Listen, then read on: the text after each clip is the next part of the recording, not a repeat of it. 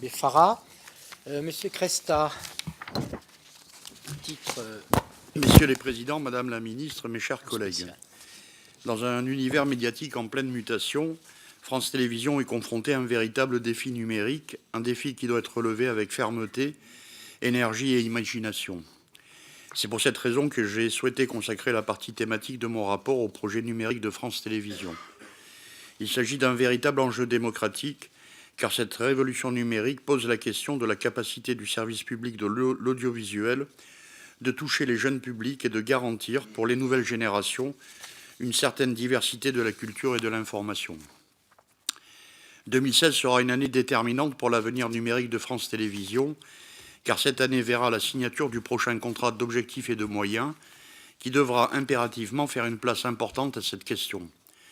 Le projet stratégique que la nouvelle présidente de France Télévisions, Madame Delphine Ernotte, a présenté devant le Conseil supérieur de l'audiovisuel avant sa nomination, a d'ailleurs pleinement intégré cette dimension.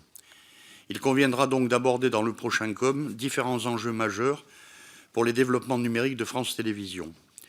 Le premier enjeu est économique. En 2014, le développement du numérique a représenté un coût de 78 millions d'euros pour France Télévisions, pour 22,3 millions d'euros de recettes.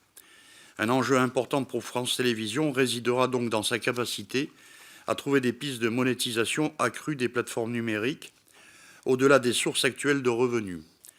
Une réflexion est ainsi en cours au sein du groupe sur un développement plus important de services de vidéo à la demande payants. Le second défi concerne la mise en cohérence d'offres multiples. L'enjeu est bien, dans un univers très concurrentiel, de promouvoir une marque reconnue en matière d'audiovisuel public, comme y sont parvenus de grands acteurs internationaux, et de proposer une meilleure ergonomie des différentes offres numériques. Le troisième défi est de promouvoir une mutualisation des projets numériques à l'échelle du service public de l'audiovisuel. J'ai en effet constaté la dispersion des moyens dans le développement numérique au sein de l'audiovisuel public. Le lancement en septembre d'un service de SVOD par l'INA illustrait bien le fait que la mise à niveau en matière numérique des acteurs de l'audiovisuel public intervient en ordre dispersé. Le projet de chaîne publique d'information continue peut constituer une occasion historique pour coordonner et mutualiser les moyens des différents groupes de l'audiovisuel public en matière d'information. L'objectif est de permettre à l'usager de disposer d'une analyse et d'une compréhension de l'information, le numérique étant le vecteur idéal pour permettre une réflexion et une analyse de l'actualité. Cette nouvelle chaîne devrait être mise en place en 2016. Une mise en commun des moyens d'autres acteurs de l'audiovisuel public comme Radio France, l'INA et France Médias Monde est prévue. Compte tenu de ces différents enjeux, je souhaiterais vous poser deux questions.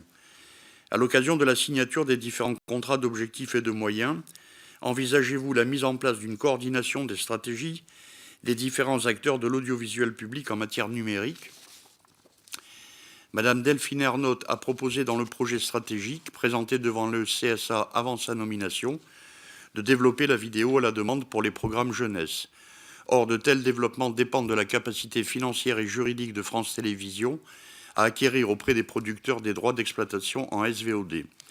Pouvez-vous nous préciser les pistes de réforme envisagées dans ce domaine? Enfin, pour conclure, je formulerai un avis favorable sur les crédits en faveur de l'audiovisuel public. Merci. Merci, Monsieur Cresta.